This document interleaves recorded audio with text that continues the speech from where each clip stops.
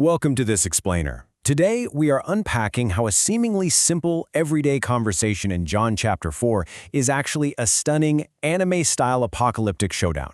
Seriously, by looking at this ancient text to this intensely dynamic, cinematic lens, we're going to discover how a dusty old well became the absolute epicenter of a cosmic reclamation. Let's dive in. So, what if a basic request for a drink of water was actually a cosmic declaration of war?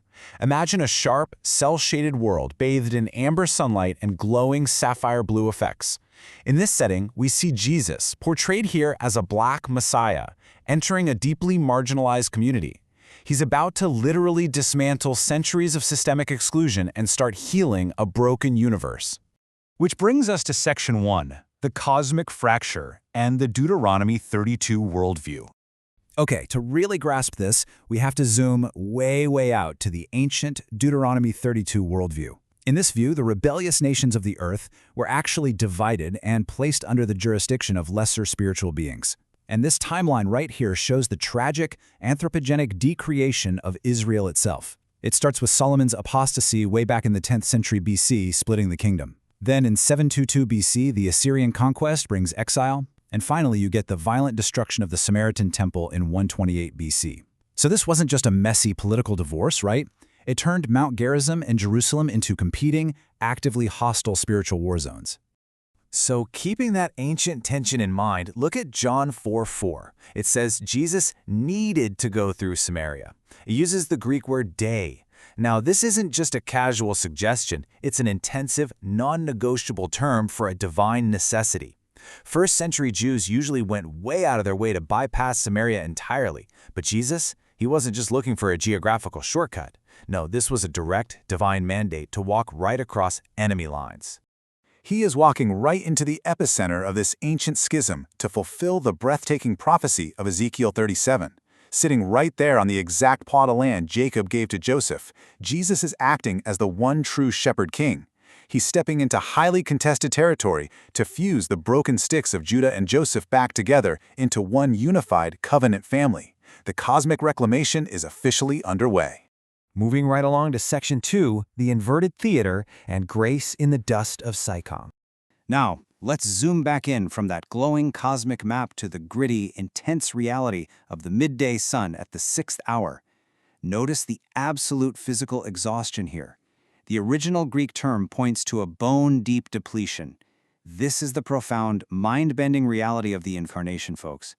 The eternal Creator willingly subjects himself to the thrownness, the severe, exhausting physical limits of our fallen world. He isn't shouting redemption from the clouds above. He's sitting in the dust, totally drained.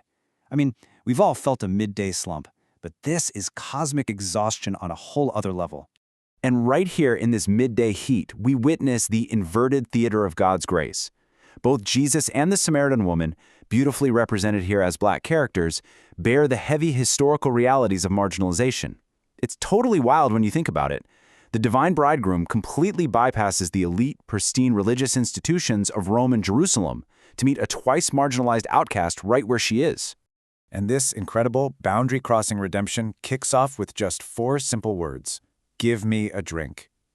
Instead of preaching a heavy sermon of condemnation, Jesus completely bypasses centuries of strict purity laws. By asking an outcast for help, he voluntarily places himself in a state of physical dependence. He establishes a real relationship and restores her human dignity before he ever even reveals his divine identity. It's absolutely beautiful. Let's look at Section 3, from cistern to spring and shifting the axis mundi. There is a massive theological contrast happening at the bottom of this well. The Samaritan woman is focused on the frere, the physical cistern. As you can see, it holds stagnant water that requires exhausting, repetitive physical labor to draw, perfectly symbolizing the external, provisional nature of the Old Covenant. It's kind of like doing the dishes, you know? The second you finish, they just start piling up all over again. But Jesus, he offers the page, a bubbling, active, effortless fountain. This is the new covenant, an internal, self-sustaining participation in the divine life of the Spirit. And because of this page, the axis mundi, the cosmic center where heaven and earth actually meet, is radically shifting. The self-existent fountain of Yahweh tells her that true worship will no longer be fought over on localized mountains like Gerizim or Zion. Instead, he is relocating the sacred sanctuary directly into the inner being of the Spirit-indwelt believer. The worshiper themselves becomes the mobile temple. How crazy is that? Now for Section 4, Restoring Priestly Vocation and the Awakening of an Outcast. As they continue to speak, we actually witness her spiritual sight undergo a progressive healing. It's this beautiful step-by-step elevation. She starts out by seeing him as a hostile ethnic rival, simply a Jew. Then, as her dignity is restored, she elevates him to Sir. When he accurately reveals her life, he becomes a prophet, which leads to the hope of the Messiah, until finally she and her entire city recognize him as the Savior of the world. And because her perception is healed, her identity is totally restored. She actually abandons her heavy clay water pot right there in the dust.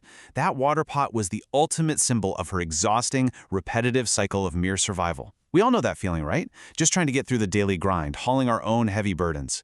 But she leaves it all behind to embrace a completely restored priestly vocation.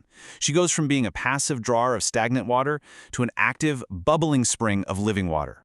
Which leads to our final section, Section 5, the apocalyptic harvest and reclaiming the cosmos. Zooming back out to our cosmic map, we see how this deeply personal, quiet encounter erupts into a massive apocalyptic victory. Picture her standing there in the cold basalt steps of Sychar's public square, backlit by searing amber light. This marginalized woman becomes the New Covenant's first apostolic herald. She, who was considered ritually unclean, is now a consecrated temple vessel, and her testimony gathers her entire city out to meet the Messiah. This brings us to a truly astonishing conclusion. Jesus ends up staying in Sychar for 2 whole days. During that profound stay, shared communion replaces 1,000 years of bitter hostility. The anti-Pentecost of ethnic exclusion and ancient trauma is finally shattered. The ancient schism of Israel begins to heal, and the scattered, lost tribes of Joseph are finally gathered, not to a mountain made of dirt, but to the true temple, Jesus Christ. The villagers come out, they hear him for themselves, and they make this stunning confession, Savior of the world. Now, in the 1st century, you have to understand, this was a highly subversive, anti-imperial title that struck directly against Caesar's empire, and it comes from the mouths of syncretistic outcasts. They become the very first community to declare the true, limitless, cosmic scope of Christ's reign. As the holographic lines of ancient division dissolve into a brilliant sapphire sunrise, we are left with a massive question to ask ourselves. Why settle for the exhausting, repetitive labor of a stagnant cistern when you are invited by the Creator of the cosmos to become a living, breathing, mobile sanctuary of living water? Think on that for a bit. Thanks so much for joining me on this explainer, and keep seeking the spring.